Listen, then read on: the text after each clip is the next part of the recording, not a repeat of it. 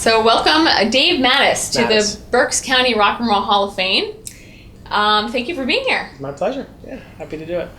You play with the band Cloud Party? Currently, yeah. And you are a bassist, but you also play other instruments, is that correct? Guitar mostly. Okay. Yeah, my whole, everything started with guitar. And then I sort of, with the bands I've been in over the years, a couple of them, there was always a need for a bass player and too many guitar players. So that's basically how it ended up, yeah. How long have you been playing?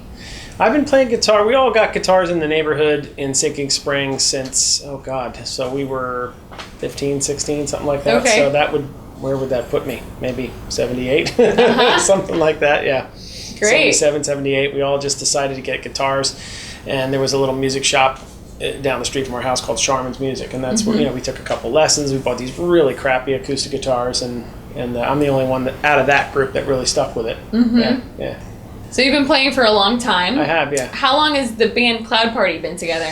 Wow. Gosh, I wish Jim was here to back me up on this. I'm going to go with, he's been playing with Mark Steffi, the guitar player, I think he said for 20 plus years. And I've known Jim since high school. He graduated a year after me, which would have been 1983. So he and I have been playing in different iterations since then, but I'd say 20 plus years for Cloud Party, and this is actually my second stint in that band. So I was with them for 12 years or something like that, and then left for a while, and then they needed they had an opening, and I'm like, yeah, let's do it, and then they slowly drug me back in. Sure. So, yeah. Has the musical style changed over time, or has it kind of stayed the same? Well, Cloud Party really has kind of stayed the same. It's just very, straightforward rock. It was, for the longest time, it was just original music. It was Jim's, Jim Speace's original songs, and we would, record and sing backups and help. We got some writing credits at some point. He's probably put out like 5 or 6 albums at this point, yeah. Wow. But lately, and one of the things that drew me back in is that they were starting to morph into doing some more covers, which is something I would say back in 1980, whatever band I was in at that time, which was called The Other Band, we just decided to flip over and just do entirely originals and go for it, so to speak. And we never made it, but that was kind of the trajectory that we chose. Neat. Yeah, it was a lot of fun. So you've played with other bands outside of Cloud Party, or I'm sure you have your own musical career. Can you tell us a little bit about that? Yeah. So let's see. You go through that whole high school thing where you're just playing with anybody and everybody. I had a really good friend named Rick Gear, who was a great guitar player. He's the one that I kind of used to just tag along with, and I learned so much from him. His brother played drums, so that's kind of where it all started. Then you start to get in these other bands and start to do covers, and so I was in a band then called Small Wonder. Okay, and they've been around, they're not around anymore, but there was, again, a couple iterations of Small Wonder, but I was one of the original members, and here again, I'm a guitar player, but I got, roped into playing bass, and we were a 3-piece at that time. So that Small Wonder was Grateful Dead, Stones, Dylan, Neil Young, ton of Neil Young, and that was actually a blast. And then at the same time, I had this other group of friends, Jim Speace, Don Himlin, Mike Capalla, and we formed a band called The Other Band because we were doing this other, this crap in Don's basement, which we still do, actually. We still just get together and just improv. So then we formed a band called The Other Band. And we were covers all the way. We did U2, In Excess, the Romantics, God, it's Sure. stuff but we did a lot of U2. A lot of In Excess, and it was a lot of fun. But all the while, we all had aspirations to write our own tunes. And the guy named Don Himlin, he just approached me in the cafeteria line at high school and said, hey, I heard you play music. I had no idea who he was. We were in sort of different crowds. And I'm like, who's this guy? Like, what the hell? So I went to his house and we started writing songs, and I had no idea that you could even do that. You know what I mean? Yeah. Doesn't that sound silly? That you don't even know if you can write a song, but that's how it happened. So we started writing songs. So, and again, we had this, I had these 2 bands going side by side, and they would conflict from time to time, and the one crowd thought the other one was crap, and I was like, whatever, you guys.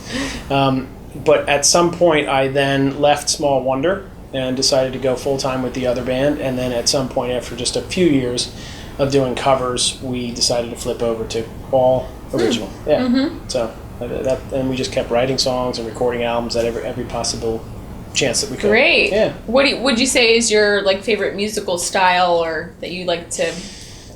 Right. Well, you play? That I like to play. I guess it's just, it might be called, alt rock at this point. Mm-hmm. That's just kind of what, I guess if you had to classify it as a name that people would recognize. It's not, straight up like, 38 Special rock. It's not country. It's just original, organic, rock and roll. Yeah. Yeah. Do you have any groups or musicians that heavily influenced you in your life? Well, U2 is one of my all-time faves. Yeah. And the other one would be, The Dead. So I kind of walk in a couple of different worlds musically. I really do. Yeah, because I was a Deadhead when I was a younger kid. Because of my brother and all my friends, and just totally got into that, and could fall back into that in a heartbeat. And I think it reflects in my bass playing actually, because I'm a guitar player. I play it's almost like lead bass. You know what I mean? So I'm not very good. I mean, trust me, but. That's, I think, what is responsible for my style, Sure. So Dead, U2. Now I happen to like just a lot of female singer-songwriters. Like KT Tunstall is one of my all-time faves. Just it's super eclectic mix. Yeah, that's neat. Yeah. The band Cloud Party, do they play? They've been playing locally, I know, for a long time. Right. Do you travel at all, or we really don't? I mean, the furthest we go is like Harrisburg, from time to time. There was a point, way back when, where we were really trying to make it and get signed, and we would just go wherever we could for showcases and this and that. And, we all just sort of, kind of kept getting older and having this responsibility and that responsibility. Sure. And it just becomes really, really hard unless you're going to be totally devoted to it. So, so we played, like last weekend, we did the Rockin' for Red K event. Yeah, we're playing the Fall Fest at West Reading. We're one of the bands in line there, before it's Southern Culture on the Skids. We're really looking forward to that. We're great friends with Frank Fields, and he's been a big influence on the local music scene. He really has, he really has. He's just stuck with it. He's persistent. He just won't let go. I just love it. Yeah, he's a pleasure to talk to and work with. Yeah. When I was growing up, I was one of the things we would do was go to Heaster's Lanes, and I think he would organize a lot of those shows. Right. And then there was one show that we played in Blandon that was like at a park, and Cloud Party was there. And I remember I was probably like 16. Boy, do I wish I could tell you what that even was in Blandon. I can't. Blandon, there was this Maiden Creek or something. It was like the Maiden Creek Park. I don't know. It was this really kind of run down little park. I don't think it's a park anymore. Yeah, but we've done when we look back. Jim and I have been having some conversations lately, like on his, after practice or whatever, we'll sit out back on his house and we'll talk about, where we were, how we got there, were we any good, all of those questions, and when we think about it, it's like, wow, we did a lot of gigs. I mean, we did everything that we could pretty much get our hands on, and some we got paid for, some we didn't, so it's just kind of all in the mix. Yeah. So a nice long history here in Berks County playing. I'd say. Yeah. So for other musicians or people that are trying to learn music, trying to become a musician, do you have any suggestions or, words of wisdom to share?